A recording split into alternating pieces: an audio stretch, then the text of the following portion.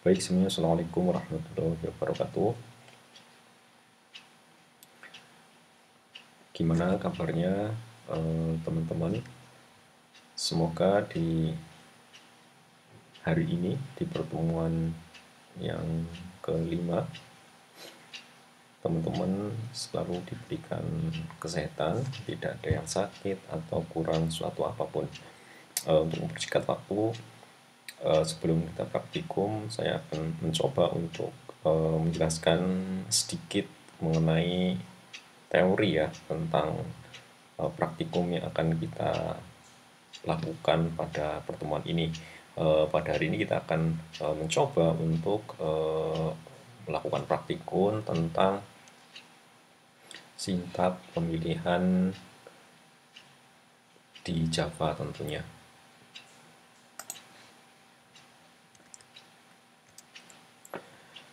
Nah, tujuan dari praktikum kali ini adalah yang pertama, teman-teman nanti bisa memahami tentang operator logika.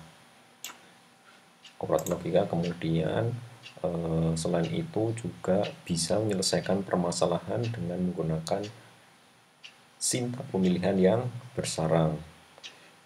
Dan yang selanjutnya, yang terakhir dan atau yang ketiga yaitu mampu membuat sebuah program Java yang memanfaatkan sintaks pemilihan bersarang. Nah, masih ingat untuk teori atau pertemuan yang sebelumnya, yaitu kita sudah membahas mengenai sintaks pemilihan juga ya. Dasarnya ada 3 ya. Di sana sintaks pemilihan if itu ada 3. Ada if, kemudian ada if else, ada if itu satu pernyataan, ada if else itu 2 pernyataan, dan ada if else itu ada 3 pernyataan dan juga switch case yang mana dia ada n pernyataan. If else itu adalah n pernyataan atau n kondisi ya. N kondisi yang paling tepat adalah n kondisi. Nah, kita akan membahas mengenai nested if atau if yang bersarang, if di dalam if. Nah, secara singkat kita langsung coba ya. Secara umum sintaksnya seperti ini ya. Secara umum sintaksnya seperti ini. Di sana bersarangnya seperti apa nih sini? Ini adalah, kalau yang sebelumnya kita belajar sintaks if yang seperti ini, di mana if ini if, kemudian ada seperti ini ya. Ini if else, ada 2 kondisi. Nah, kalau bersarang pada sebuah if, di dalamnya nanti ada if lagi, ada if kembali, dan bisa juga nanti di dalamnya lagi itu ada if kembali ya, makanya ini dinamakan if bersarang. Nah, artinya ya kondisinya jelas ini ya, kondisinya itu bertubi-tubi atau kondisinya ada banyak. Misalkan kondisi yang paling luar terpenuhi, maka dia akan mengecek kembali. Misalkan ini yang paling terluar, ini adalah yang paling terluar, kemudian dia nanti akan ngecek lagi kondisi. Kalau misalnya ada kembali, dia akan juga ngecek kondisinya. Berarti yang paling luar dicek dulu, kemudian masuk ke dalam. Kalau misalkan di dalamnya ada, nanti dicek kembali. Seperti itu. Nah, ya bentuk umumnya seperti ini.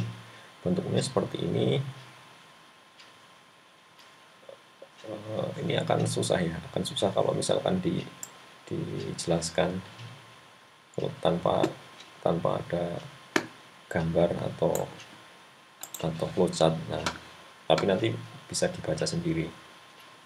Nah, saya akan coba langsung jelaskan di flowchartnya saja biar lebih gampang. Kira-kira flowchartnya seperti ini ya. Ini jelas kalau untuk if bersarang itu ada banyak kondisi. Yang pertama, nah jelas di sini ada sebuah kondisi ya. Di sini ada sebuah kondisi atau if, atau bisa dikatakan adalah if yang paling luar, di sini. Nah, kemudian di sini akan dicek kondisinya apakah benar atau salah. Nah, ketika benar maka akan ke sini, akan lari ke sini ya, akan lari ke sini. Ketika salah, sebaliknya dia akan lari ke sini.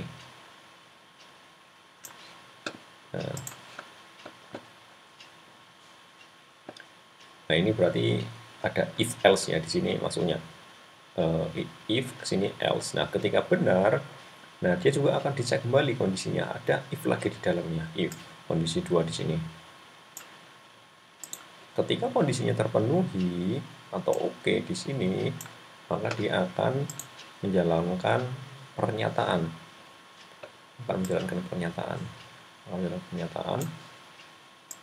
Ketika salah, dia juga akan menjalankan pernyataan yang lain. Misalkan ini salah, kayak contohnya salah. Nah, kita lanjut yang sini ya. Ketika di pernyataannya ini sudah dijalankan, maka ada kondisi lagi di sini. Ada kondisi dicek apakah terpenuhi atau enggak, true atau false. Kalau true berarti dia akan lari ke bawah, akan menjalankan akan mengeksekusi pernyataan ini. Kalau salah, dia juga akan mengeksekusi pernyataan ini. Setelah itu selesai atau end, hanya di sini atau finish. Nah, kira-kira seperti itu gambarnya ya. Ya, memang agak ribet, tapi nanti kalau misalkan sudah ada kasusnya atau sudah ada contohnya, insya Allah akan lebih gampang. Nah, ini misalkan kita punya sebuah contoh, penggunaan if bersarang. Ada contoh penggunaan if bersarang untuk menyelesaikan kasus pembayaran di kasir ya. Pembayaran di kasir. Nah, biasanya ketika kita belanja di sebuah supermarket atau di pusat perbelanjaan, biasanya ada sebuah pertanyaan. Kasirnya menanyakan ke pelanggannya. Yang pertama pertanyaannya ini, apakah pelanggan mempunyai kartu anggota? Nah, itu kan kondisi punya atau tidak ya. Kalau misalkan punya, nah kalau punya, kemudian akan ditanyakan kembali nanti, akan ada pertanyaan lanjutan. Apakah total harga barang belanja lebih dari 500.000? Nah, ini ya. Ini ada kondisi lagi. Apakah belanjanya lebih dari 500.000? Jika iya, sesuai, maka akan mendapatkan diskon. Di sini akan mendapat, ini pernyataan ya, ini adalah pernyataan. Ini sebuah pernyataan, si pelanggan tersebut akan mendapatkan diskon 50.000. Sedangkan ketika kondisi yang sebelumnya total belanjanya selain lebih dari 500.000, maka dia akan juga mendapatkan diskon sebesar 25.000. Ini juga sebuah pernyataan. Ini sebuah pernyataan.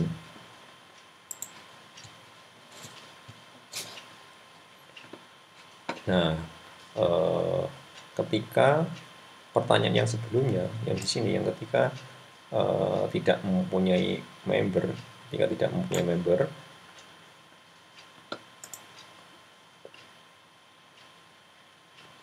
dia juga ada kondisi kembali. Kondisinya di sini, tetapi apakah belanjanya itu lebih dari 200.000.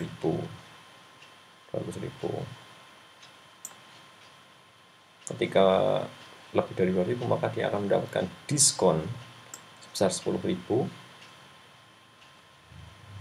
Tetapi kalau misalkan selain dari tidak lebih dari 200.000 atau salah pernyataan yang di sini kondisinya ini salah, berarti dia akan mendapatkan tidak akan mendapatkan diskon.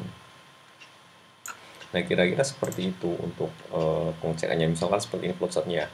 Pertama dicek dia punya kartu anggota atau tidak. Oh, ternyata tidak, misalnya tidak, berarti dia akan menjalankan ini. Tidak. Nah, tetapi dia akan ada kondisi lagi, akan ada pengecekan kembali di sini. Akan ada dicek kembali. Apakah belanjanya itu lebih dari 200.000? Oh, ternyata tidak. Kalau tidak berarti dia nanti akan langsung keluar di sini. Akan keluar program. Tapi kalau misalkan iya, dia akan menjalankan sebuah pernyataan. Akan menjalankan pernyataan dan mendapatkan sebuah diskon 10.000.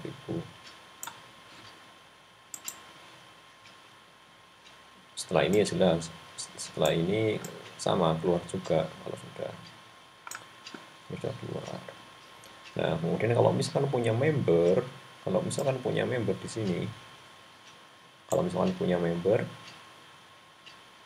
dia akan dicek ada kondisi di sini apakah belanjanya lebih dari 500.000. Kalau iya, dia akan mendapatkan diskon sebesar 50.000. Tetapi kalau tidak atau belanjanya itu kurang dari 500.000, dia juga akan tetap mendapatkan diskon, tapi jumlahnya berbeda, yaitu 25.000. Setelah itu selesai. Nah, kira-kira seperti itu untuk yang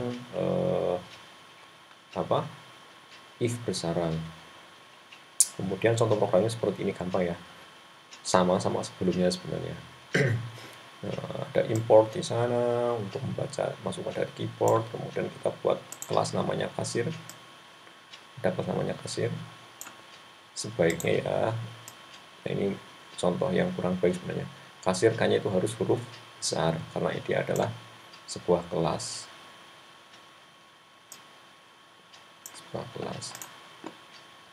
Nah, kemudian static main, oke, kita deklarasikan sebuah variabel total, diskon bayar, kemudian ada di sana variabel kartu juga, kemudian kita menginisialisasi sebuah objek SC, kita inisialisasi, kemudian ada buat sebuah inputan ya, akan meminta inputan di sini. Di sini ini adalah inputan untuk meminta inputan dari keyboard. Nah, kemudian kita cek di sini kartu equals. Nah, equals ini maksudnya adalah untuk membandingkan inputan. Saat itu hampir mirip dengan sama dengan, tapi karena kartu adalah string ya, string itu dia sebenarnya sebuah objek atau kelas, maka menggunakan equals. Equals itu untuk membandingkan. Ketika misalkan yang diinputkan adalah Y, kan di sini Y atau T ya. Kalau Y berarti nanti dia berarti punya member atau dia member, berarti dia kemudian dicek lagi apakah total lebih dari 500.000. Jika iya, dia akan ada diskon sebesar 50.000. Ketika dia belanjanya kurang dari 500.000, maka dia akan mendapatkan diskon 25.000. Nah, sampai sini selesai kondisinya ketika dia punya member, kemudian dia belanjanya lebih dari 500.000 atau kurang dari 500.000. Ini selesai ya if-nya ya. Ini if-nya selesai. Nah, kemudian misalkan ternyata dia bukan member, dia dia bukan member, misalkan dia bukan member, maka tetap akan ada sebuah kondisi di sini. Akan ada sebuah kondisi, dicek apakah totalnya lebih dari 200.000. Kalau iya, dia akan mendapatkan diskon sebesar 10.000. Tapi kalau tidak, diskonnya 0. Sebenarnya walaupun di sini misalkan tidak ada else-nya di sini, nggak masalah juga, karena di sini otomatis nanti sudah 0 di sini nanti harusnya sini udah 0 nilainya, 0 di sini. Karena masih ingat ya, initial value dari integer adalah 0.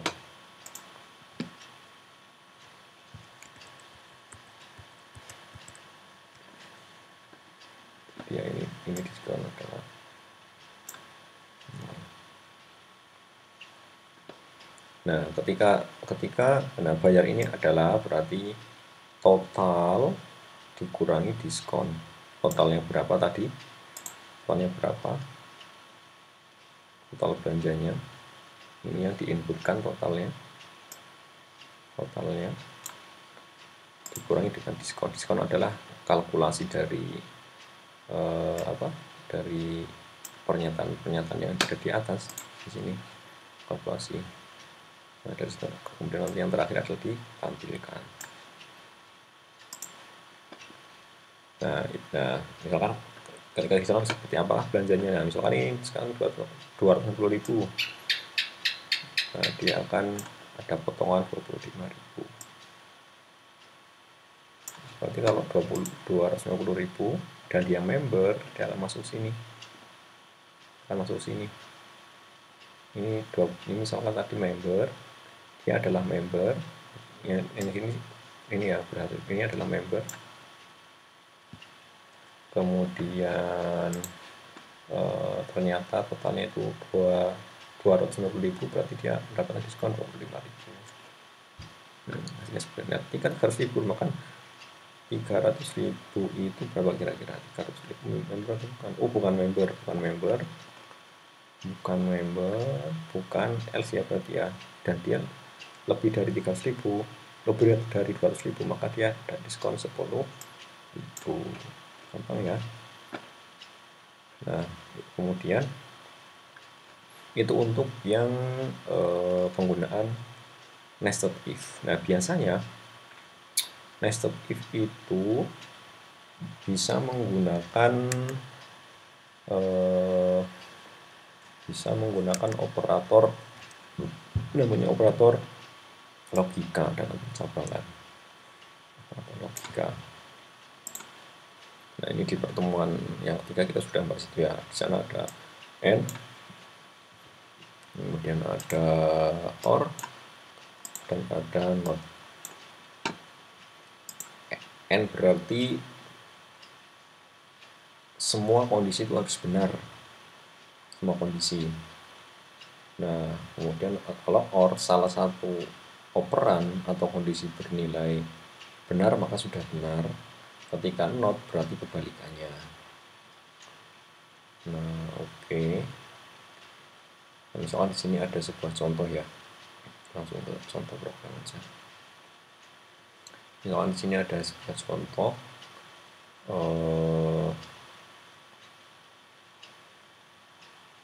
misalkan ada sebuah contoh. Nah, tujuannya operator logika itu untuk menggabungkan berapa kondisi tadi. Misalkan di sini ada contoh, di sini ada umur, kemudian ada money atau uang. Nah, di sini cek ketika umurnya lebih dari 18, maka dia akan ada pajangan lagi. Duitnya cukup enggak? Apakah duitnya lebih dari 500, maka dia akan menampilkan ini. Nah, kemudian ketika ternyata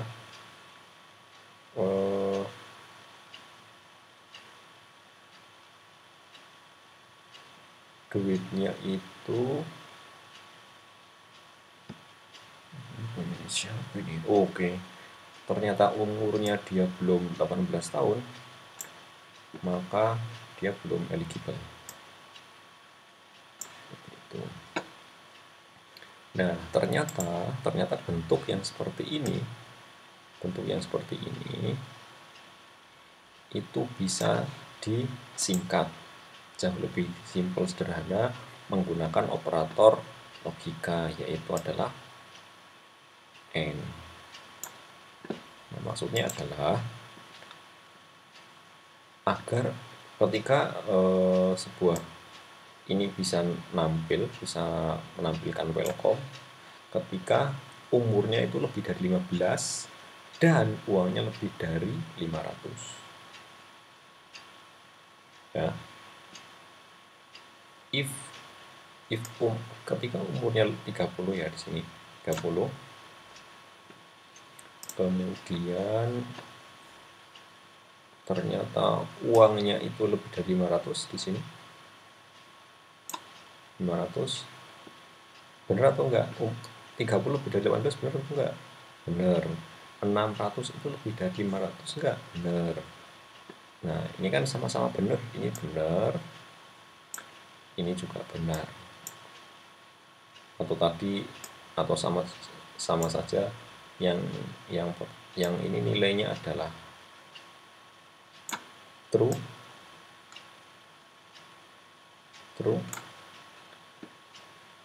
Yang ini juga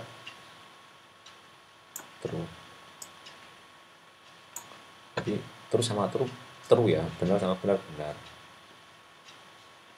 Kalau misalnya salah satu salah, ya tidak akan menampilkan welcome. Intinya kondisi ini harus true semua. Nah, ini baru ada penggabungan dua kondisi. Tetapi kalau misalkan nanti ada kondisi yang lain, ketika umurnya ternyata 18 dan uangnya lebih dari 500, kemudian lagi misalkan jenis kelaminnya laki-laki ya, misalkan laki-laki dan jenis kelamin sama dengan laki-laki, dan lagi misalkan apalagi boleh seperti itu. Intinya untuk menggabungkan ini, jauhkan dari sini kan kita tahu ya dari perbedaannya. Kita menggunakan operator logika, ini akan jauh lebih sederhana programnya kita buat. Nah, baik, itu adalah sedikit teori tentang nested if untuk membekali Anda praktikum di job sheet yang kelima atau minggu kelima. Sementara saya akhiri dulu. Nanti kita akan untuk praktikum akan saya bahas di video yang selanjutnya. Saya akhiri. Assalamualaikum warahmatullahi wabarakatuh.